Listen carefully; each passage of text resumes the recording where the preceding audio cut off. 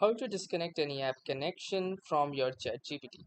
So hey guys, welcome to this tutorial. In this tutorial, I'll show you how you can disconnect any particular app connection from your ChatGPT. So first, expand the slider in case the menu is hidden by clicking onto this open sidebar option.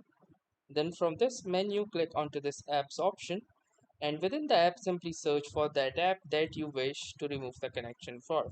In my case, it is Canva. So for example, I search Canva and you can see this tick mark option icon right here that indicates that Canva is successfully connected as of now. Click onto this Canva option and then click onto this settings icon that you see just besides this start chat option. Once you will do this, you will see the disconnect option right here. Click onto this and you can see that the particular app has been successfully disconnected with the message confirming the same. So that was all about the same. Thanks for watching and have a nice day.